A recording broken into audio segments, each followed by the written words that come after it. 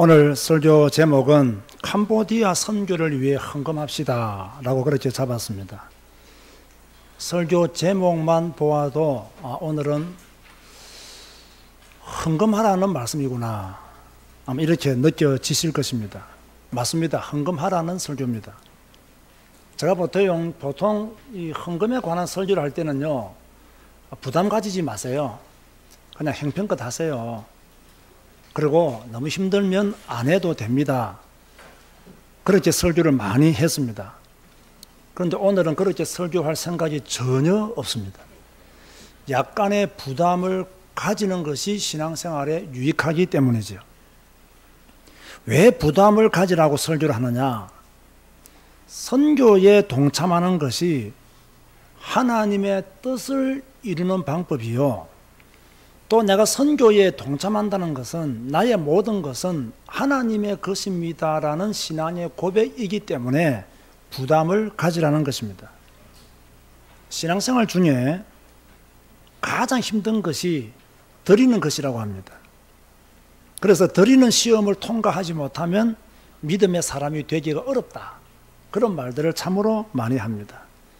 때로는 이 시험을 통과하지 못해서 교회를 떠나시는 분들도 있고요, 시험에 들어서 낙심하시는 분들도 있고요, 드리는 시험을 통과하지 못해서 아예 헌금 설교를 하는 목사를 비난하는 분들도 꽤 많이 있다는 소리를 들었습니다. 그러나 우리 성도는요, 그 정도의 신앙에서 이제 벗어나야 됩니다. 한번 따라서 하시기 바랍니다. 나의 모든 것은 하나님의 것이다. 아멘 하시기 바랍니다. 사실 목회를 하면서 가장 하기 싫은 설교가요, 헌금에 대한 설교예요. 자존심이 좀 상하기도 하고요, 또 믿음이 연약한 성도들 중에서는 또 시험에 들겠다라는 생각 때문에 목회자들은 헌금에 대한 설교를 그다지 좋아하지를 않습니다. 그런데요, 헌금에 대한 설교를 하지 않고서는 어떤 의미에서는요, 성도들의 믿음의 크기가 커지질 않습니다. 늘 어린아이 신앙이에요. 늘 걸음마 신앙이에요. 이 헌금을 뛰어넘어야 장성한 그리스도인이 되는데, 이 헌금을 뛰어넘지 못하다 보면요, 늘 설교하다가 넘어지고 이런 설교하다가 넘어지고 이런 식으로 신앙생활을 30년, 50년 하는 경우들도 굉장히 많이 있습니다. 믿음의 크기를 키우라는 설교를 한 번씩 하는데요, 제가 곰곰이 생각해 봤어요. 어떻게 하면 믿음의 크기를 키울까? 또 어떤 것이 믿음의 크기를 키웠다는 증거일까 생각해 보니까요, 헌금의 크기를 키우지 않고서는 믿음의 크기를 키웠다고 말할 수가 없어요. 믿음의 그릇을 키우세요. 막연하잖아요. 참 좋은 말씀인데 어떤 상태가 믿음의 크기를 키운 상태인가를 분별하기 힘들어요. 그런데 헌금의 크기를 보면 그 사람의 믿음의 크기를 볼 수가 있어요. 제가 담임만 한 25년 이상 한 것 같습니다. 부교육자 시절 빼고요. 제가 담임만 한 25년, 목사만 한 25년을 이렇게 교회를 섬기면서 목회했는데요, 돈 많은 분이 헌금 많이 한다는 공식은 없습니다. 지금까지 보니까요, 저 사람은 잘 사는 사람인데 헌금을 좀 더 할 수 있는데 안 하더라고요. 저분은 형편은 좀 괜찮은데 교회에서 좀 특별히 헌금할 때가 있잖아요. 내 이상은 안 하더라고요. 내보다는 그분은 훨씬 더 형편이 좋은 분인데 내 이상은 하시는 분들을 지금까지 본 적이 거의 없어요.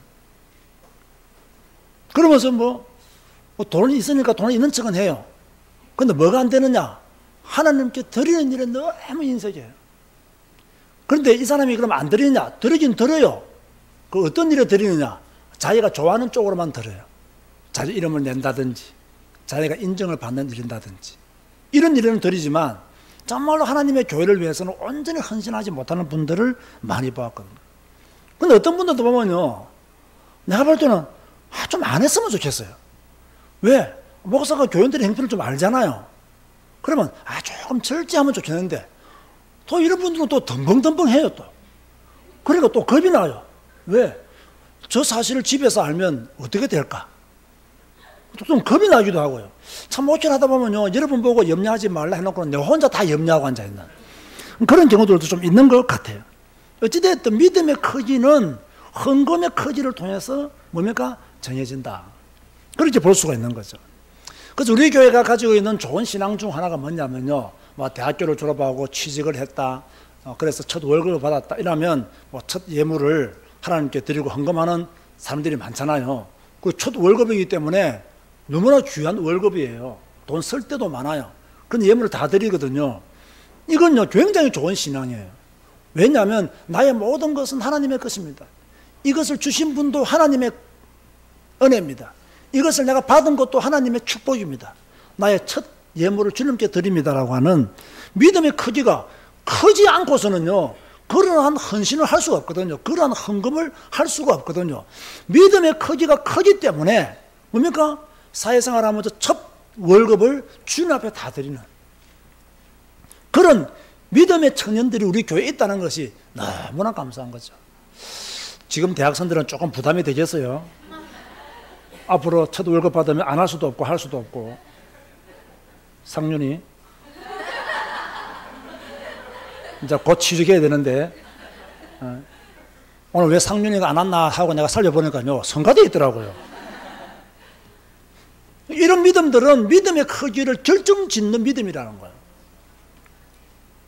자, 올 여름에 우리가 어떻게 캄보디아 사역을 하느냐.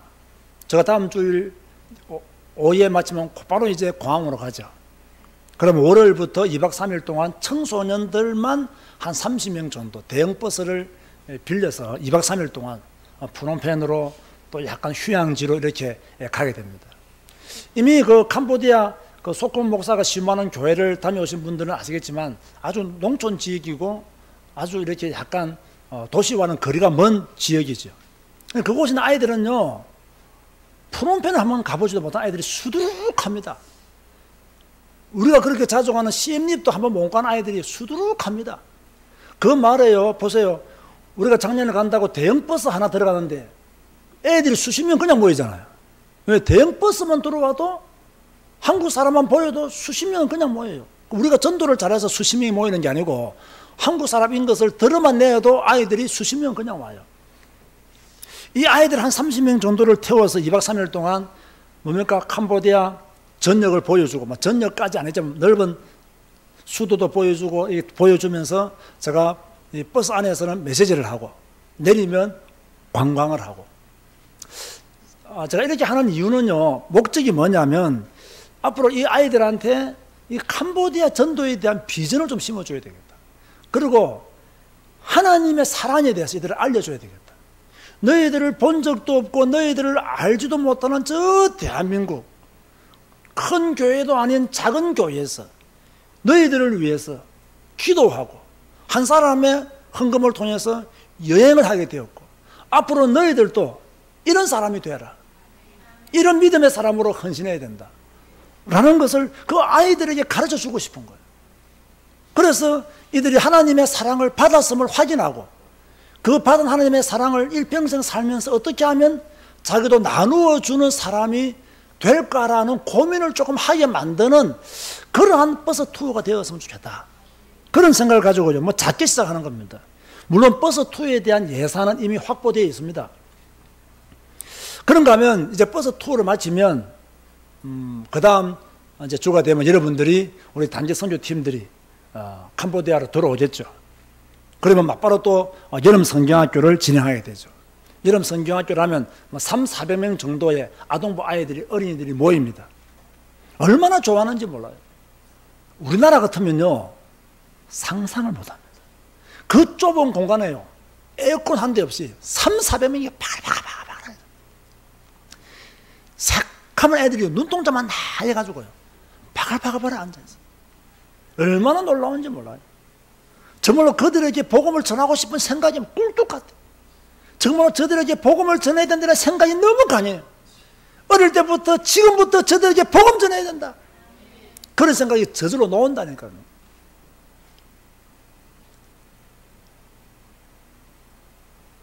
우리가 가서 이렇게 수고하면 그 아이들에게는 색다른 경험이 되는 거예요. 그러면 왜 아동부 여름 성경학교를 우리가 하느냐? 어릴 때부터 그 아이들한테 복음을 심기 위해서입니다. 캄보디아의 미래에 이 아이들이 중요한 역할들을 할 수 있는 아이들이 되기를 원하여서 그렇게 우리가 복음 전하는 거예요.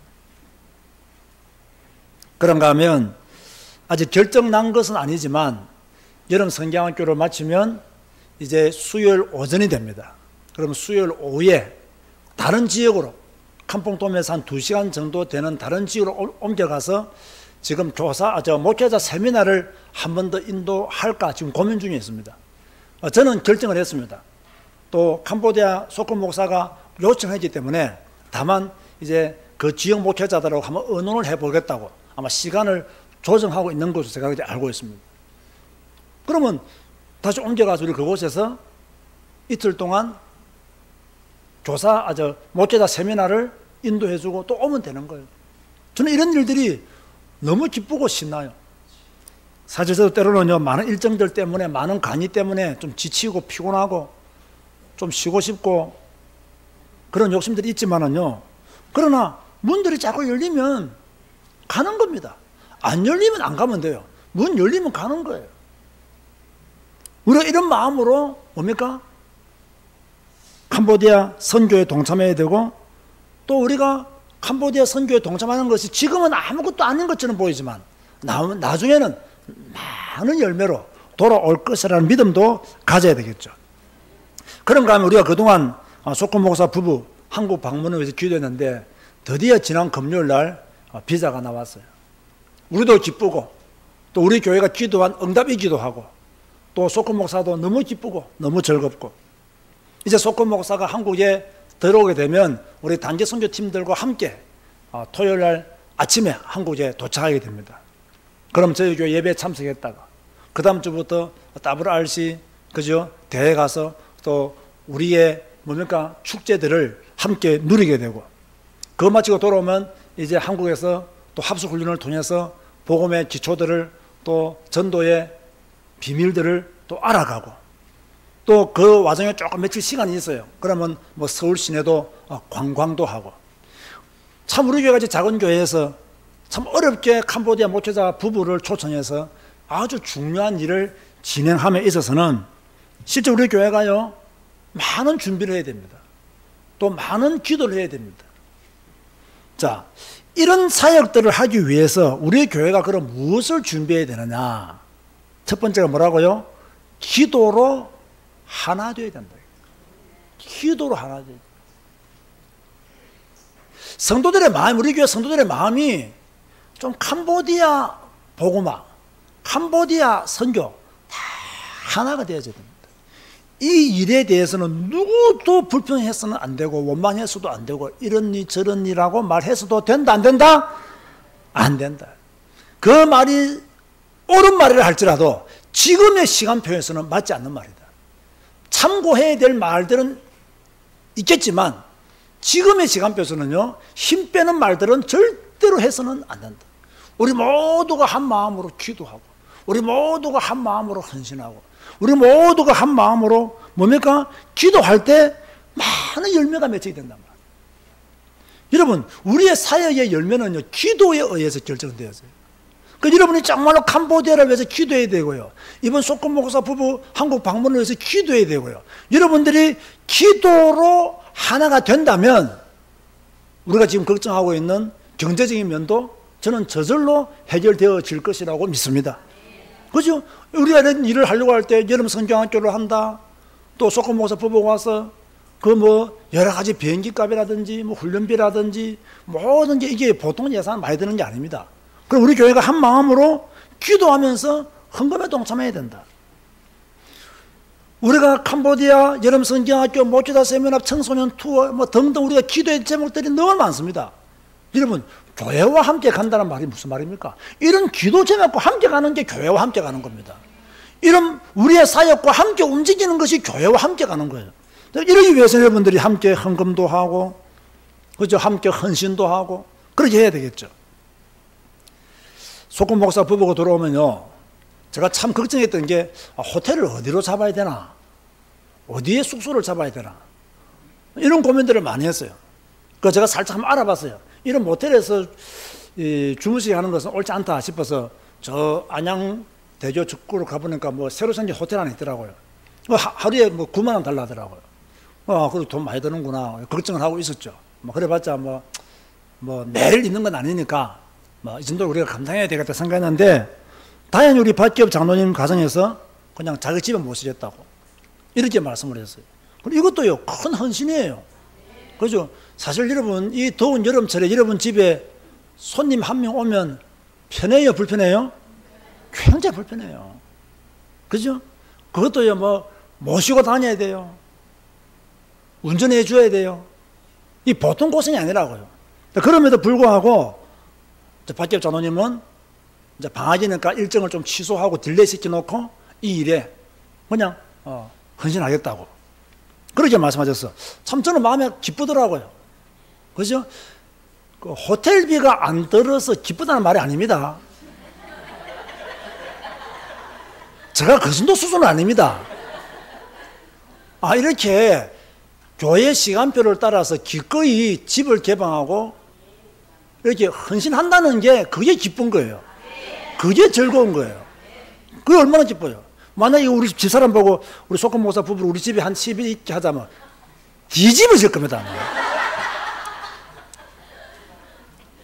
아마 보따리 사서 집 나갈 줄도 모릅니다. 아마. 이게 쉬운 게 아니라니까요. 이게요. 그런데 이게 이제 감당되어지고 또 감당하겠다고. 그죠? 말이야. 이제 딸 둘이 다 밖에 나가 있고, 병건사님 둘이 있으니까, 집도 크고 방이 비어 있으니까, 그거는 그냥 하는 말입니다. 그죠? 집 비어 있다고 이러면 방 내주는 줄 압니까? 단속하기 위해서 더 문 잠굽니다. 이런 우리의 수고와 우리의 헌신들이 모여서 이 캄보디아 선교를 하게 되는 거예요. 이런 마음대로 우리 모든 성도들이 함께 가졌으면 좋겠다는 거예요. 이렇게 한 마음이 되었으면 좋겠다는 겁니다. 그럼 오늘 캄보디아 선교를 위해 헌금합시다. 아예 제가 노골적으로 이런 제목으로 설교하기는 개척 이후로 제가 처음 이런 설교 제목을 여러분한테 드린 것입니다. 그럼 헌금의 원칙이 뭐냐? 우리가 헌금의 원칙을 잘 보면요, 자원해서 드려라 그랬습니다. 출애굽기 35장 5절에도요, 여호와께 드릴 것을 택하되 마음에 원하는 자는 누구든지 그것을 가져다가 여호와께 드릴지니 마음에 원하는 자는.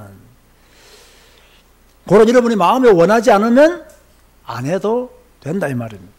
마음에 원하는 자는. 고린도후서 9장 1절 7절에 보면요, 이 가난한 성도들의 헌금에 대해서 이야기했거든요. 우리 교회 교원들은 대부분 가난하기 때문에 여러분들은 어떠한 마음으로 헌금해야 되느냐.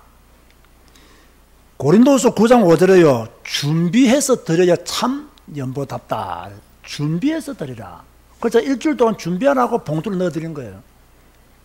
또 각각 마음에 정한 대로 해라. 여러분들이 나 이번에 캄보디아 선교를 위해서 헌금을 어느 정도 해야 되겠다.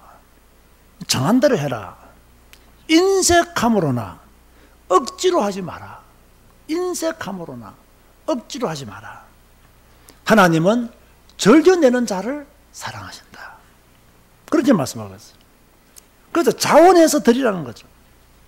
그런가 하면 힘대로 드려라. 신명기 16장 10절에 여호와께서 내게 복을 주신 대로 내 힘을 헤아려 자원하는 예물을 드리라. 네 힘을 헤아려. 힘껏 드리라 그 말입니다. 레위기 14장 30절 31절에 제사를 드릴 때 예물에 대한 기록이 나옵니다. 형편이 어렵다고 드리지 않으면 안 돼요. 형편이 어려워도 비둘기 정도는 드릴 수 있다. 형편이 어려워도. 이번에 여러분들이 캄보디아 선교 헌금을 할 때요, 나는 형편이 어려운데 하고 뒤로 빠지면 됩니까? 안 됩니까? 안 돼요. 형편이 어렵도 산비둘기 하나는 드린다 이게요. 집비둘기 정도는 드릴 수 있다는 이야기예요. 그런 마음으로 헌금에 동참하라는 거죠. 그런가 하면 헌금은 어떻게 드려야 되느냐? 즐거이 드려라. 출애굽기 25장 2절에 기쁨으로 드리라 했고요. 역대상 29장 1절 9절에 보면 힘을 다하여 준비하고 기쁨으로 드리라 했고요. 고린도서 9장 7절에 보면요, 하나님은 즐겨내는 자를 사랑하신다. 그렇게 말씀하고 있어요.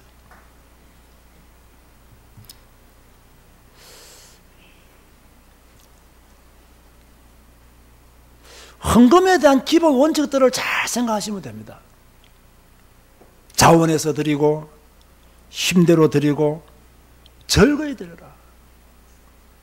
이렇게요, 헌금의 기본 원칙을 잘 지키면 돼요. 저는 여러분들이 뭐 빚내서 헌금하는 거, 그런 거 원하는 목사입니까? 아닙니까? 저는 그런 거 원하지 않습니다. 그러나 힘껏 할 수 있는데 안 하면 나는 그것도 틀렸다고 봅니다.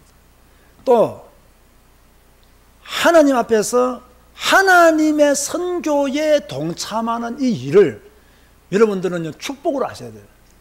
대부분의 사람들은 자기를 위해서 돈 쓰고, 자기를 위해서 먹고, 자기를 위해서 입고, 자기를 위해서 다 사용합니다.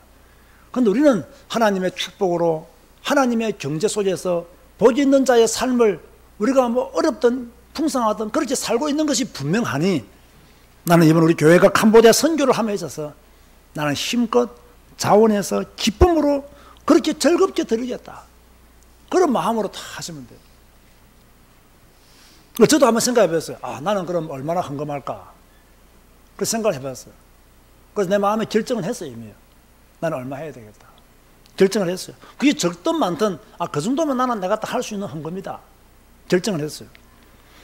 그럼 여러분은 어떻게 헌금해야 되겠습니까? 여러분이 알아서 결정하시면 됩니다. 그죠? 그러나 제가 그 결정을 하면서요, 약간 데드라인을 하나 좀 정해주고 싶어요. 그럼 여러분이 좀 더 쉽게 할 수 있겠죠. 조건 목사가 부부가 오면 식사 대접 한 끼 한다 생각하고 하시면 됩니다. 그게 제일 편한 겁니다. 그러면 뭐 짜장면을 사줄 것이냐. 여러분의 믿음이 짜장면이면 그냥 짜장면 한 그릇 대접하시면 됩니다. 나는 짜장면 살 돈도 없고 라면 한 그릇 끓여드리고 싶다. 라면 한 그릇 끓여드리면 돼요. 그죠? 그러나 소금 목사가 밥 먹으러 가는데 내가 따라가겠어요? 안 따라가겠어요? 따라가요. 따라가면 짜장면 값이 좀 더 올라가겠죠? 그러면 나만 따라가겠어요? 운전하시는 밖에 없지 않으면 따라가야 돼요. 그죠? 그러면 더, 그죠? 올라갈 수가 있겠죠? 또 그뿐일까요? 또 약간 뭐 부목사가 따라 붙는다든지 통역하는 사람 따라 붙으면 이 식사값이 아마 만만치는 않을 것 같아, 그렇게 생각이 들거든요. 우리가 그 정도는 마음을 저는 먹을 수 있다고 보거든요. 왜냐하면요, 제가 우리 교회 교인들에게 헌금을 내가 가끔씩 봅니다. 우리 교회 재정부장이나 한민수 집사님 물어보습니다. 그냥 헌금을 잘 보는 목사가 아닙니다, 제가요. 가끔씩 보면요, 좀 제가 이것은 우리 교인들이 좀 더 그릇을 키워야 된다는 거예요. 절기 헌금 드리는 거 보면요, 이것은 좀 그릇을 키워야 된다. 이 절기 헌금 딱 들어보면 이것은 내가 교육을 너무 안 시켰다, 이런 생각을 들 때가 많아요. 그러면 절기 헌금하고 다른 건 일반 헌금하고 완전히 달라요. 그런데요, 뭐 집사님이 되고 뭐 중직자가 되었음에도 불구하고 이 절기 헌금을 하는 거 보면요, 우리 교회 청년들 특별히 절기 헌금하는 거 보면 정말 갱신해야 돼요. 물론 청년들이 돈이 없다, 아니에요. 돈 더 많아요, 우리보다요. 돈 더 많다고. 이제는 하진이가 내보다 돈 더 많아요, 이제는. 그러니까요, 뭐 해야 됩니까? 이 청년들이 헌금하는 것을 빨리 갱신해야 됩니다. 그러니까 우리 청년들이 헌금하는 거 보면요, 물론 뭐 청년의 회비도 내야 되고 뭐 헌금도 해야 되고 많이 있지만, 그래도 조금 더 하나님께 드리는 일에 포커스를 맞추고 경제를 구별해야 됩니다. 이거는 청년 때부터 훈련 안 되어지면 어른 되면 어렵다니까요. 이 청년 때부터 헌금 드리는 것이 생활화가 되고 습관화가 되고 체질이 되어버려야 됩니다. 그렇지 않으면요, 안 된다니까요. 여러분, 간혹 어떤 분들이 그래요. 우리 목사님은 돈을 참 잘 쓰신다라고 생각하시는 분 있는 것 같아요. 여러분이요, 저를 몰라도 한참 모르는 사람입니다. 우리 집에서요, 제가 제일 찌질입니다. 우리 집 사람, 우리 윤희성 다 펑펑 씁니다. 제가 제일 찌질입니다. 몰라서 그렇죠. 정말로 저는요, 뭐 비싼 거 뭐 하나 살면 막 간이 떨려서 못 사요. 뭐 좋은 거 있잖아요, 간이 떨려서 못. 내가 우리 집사람하고 왜 양복 안 사러 가는 줄 아십니까? 우리 집사람 양복 사러 가면 돈도 없는 게 막 80만 원짜리 삽니다. 나는 절대로 그렇게 비싼 양복 안 입습니다. 뭐 인물이 잘생기면 그런 옷 안 입어도 돼요. 워낙 이 판이 안 좋으니까 자꾸 뭔가 깔려고 하지. 판만 좋으면요, 막 그냥 뭐 20, 30만 원짜리 양복 입어도 괜찮아요. 사람이 아름다워야지 뭐 옷이 아름답다고 뭐 사람이 뭐 고급이 됩니까? 기본적으로 사람이 고급이라야 되지. 그렇죠? 우리 집에서 내가 제일 찌질이라니까요. 굉장히 아낍니다. 굉장히 절제하고요. 그러나 제가 헌금할 때나 다른 사람을 대접할 때나 이럴 때는 절대 돈 아끼지 않습니다. 뭐 그거 돈 아낄 이유도 별로 없고요. 그럼 저 혼자만 할 때 보면요, 뭐 물건 사잖아요. 저는 제일 값싼 것만 삽니다. 우리 집 사람은요 제일 좋은 거 삽니다. 그런데 차이점을 좀 알긴 알겠어요. 좋은 거 사니까 좀 오래 입는다는 장점이 있어요. 또 저같이 찌질이들은 또 자주 바꿔야 돼요. 또 그런 또 단점이 좀 있긴 있죠. 어찌됐든 간에요, 우리가 이렇게 절제하면서 찌질이로 살더라도 하나님께 영광 돌리는 일에는 풍성해야 되고, 하나님의 일을 함에 있어서는 넉넉해야 되고, 더 드리기 위해서 힘써야 되고, 그런 마음대로 우리 모두가 가져야 된다는 거. 그죠? 다 어렵고 힘들지만 이 어렵고 힘든 가운데서도 하나님은 예물을 드릴 때 가난한 자들을 제외시켰다 안 시켰다? 제외시키지 않았다는 이야기입니다. 산비둘기라도 집비둘기라도 드러나. 그게 하나님의 예물관이에요. 그죠? 우리가 그런 마음으로 헌금을 드리면 더 풍성한 캄보디아 선교가 되지 않겠는가. 그러한 마음을 가지고 제가 여러분에게 오늘 메시지를 하게 되는 거죠. 그래서 캄보디아 선교를 위해서 작정하고 좀 기쁜 마음으로, 즐거운 마음으로 여러분들이 뭡니까? 주의 종을 식사 대접한다는 그런 마음을 가지고 헌금하신다면 아마 이번 여러분도 풍성한 그런 캄보디아 선교로 응답받을 것이라. 또 하나님이 그런 것을 우리에게 원하고 계시는 거죠. 헌금은 그 사람의 신앙과 관계되어 있습니다. 분명하죠. 헌금은 구원의 풍성한 은혜에 대한 성도의 감사 표현입니다. 성경이 말하는 헌금의 원리들을 따라서 여러분이 헌금하시면 됩니다. 그렇다고 제가 이렇게 강조했다고 해서요, 강제성이 있는 헌금은 절대 아닙니다. 자원하여 드리시면 됩니다. 얼마 이상 해야 된다는 액수, 분량의 제한이 있는 것도 아닙니다. 다만 제가 멀리서, 그죠? 주의 종 부부가 오니까 한국에 있는 우리가 식사 대접 한 개 한다. 그런 마음으로 하시면 좋겠다고 믿음의 분량대로 힘껏 하면 돼요. 캄보디아 선교 헌금은 특별한 제목을 따라 드리는 헌금이에요.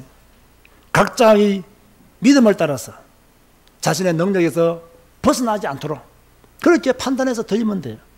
그러나 절대로 인색하지 않고 즐겁게 캄보디아 선교에 동참하는 여러분 되시기를 주님의 이름으로 축원드립니다. 기도하시겠습니다. 오늘 말씀 붙잡고 캄보디아 선교에 동참할 수 있는 믿음을 달라고 다 같이 한번 합심하여 기도하시겠습니다. 주님